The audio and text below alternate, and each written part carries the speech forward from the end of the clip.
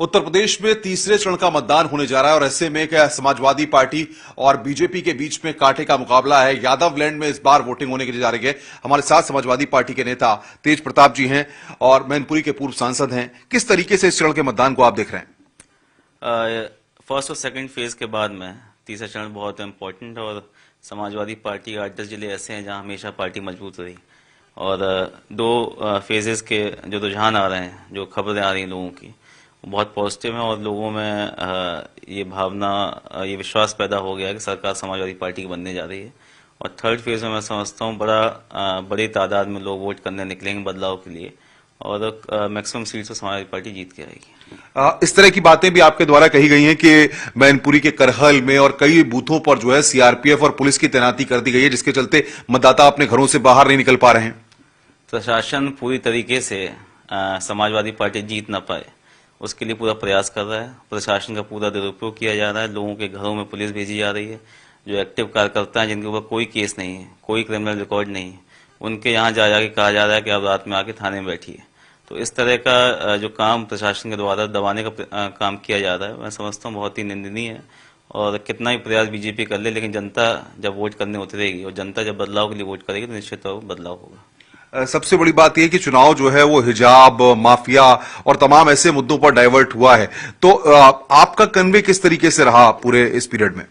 हम लोगों ने जो पुराने भाषण थे माननीय मुख्यमंत्री जी के और माननीय प्रधानमंत्री जी के, वो ऑडियो वीडियो दिखाए लोगों को, जिसमें 15 लाख रुपए का वादा किया गया था, 2 करोड़ नौकरियों का वादा किया गया था, स्मार्ट सिटीज विलेज की बात की गई थी, 1-1 लाख करोड़ का जो इंफ्रास्ट्रक्चर, जो इन्वेस्टमेंट आया था, वो जो वादे जितने किए मुख्यमंत्री जी ने, उन वादों में आज कोई भी वादा जमीन पर उतर के नहीं आया।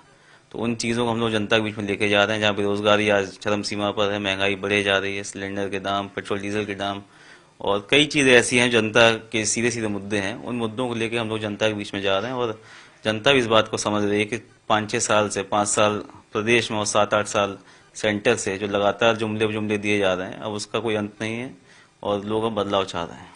जिस तरीके से आपने बूथ पे पुलिस की बात की, क्या आयोग से इस बारे में शिकायत करेंगे? कुछ चीजें प्रशासनिक अधिकारियों के संज्ञान में आप लाएंगे?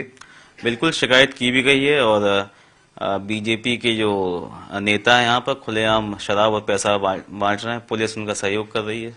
शिकायत करने के बावजूद कोई कार्रवाई नहीं की गई। आज दोपहर को भी कल दोपहर में वीडियो शूट किया गया।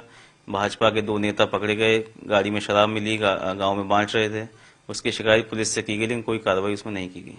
क्या मानते हैं, प्रशासन जो है पूरी तरह से भारतीय जनता पार्टी के नेताओं के और प्रत्याशियों के समर्थन में बहुत दबाव में? यहाँ तक कि चुनावी ड्यूटियां जो लगाई गई वो भी जात विशेष के लोगों को बाहर किया गया, जिसका सरनेम देखने के बाद ड्यूटी लगाई गई। काफी लोगों को रोक दिया गया, रिजर्व में कर दिया गया और इस तरह जो है पुलिस का भी और जो पीठासीन और ये पोलिंग पार्टीज जो होती हैं उनका सरनेम देखने के बाद उनकी ड्यूटी लगाई गई। तो ऐसे में आपको लगता है कि निष्पक्ष चुनाव हो पाएगा? निष्पक्ष चुनाव की उम्मीद तो कम है, लेकिन जनता का जो वोट है वो पूरी तरीके से समाजवादी पार्टी के साथ में। करहल के मुकाबले को किस तरीके से देख रहे हैं? करहल में कोई मुकाबला ही नहीं है। समाजवादी पार्टी बहुत आगे है।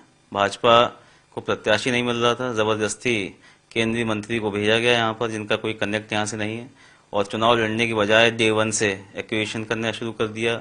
अपने ऊपर अपनी गाड़ी तोड़कर और ये आरोप लगाया गया कि जनता ने उनके ऊपर हमला कर दिया, वोट नहीं मांगने दे रहे हैं।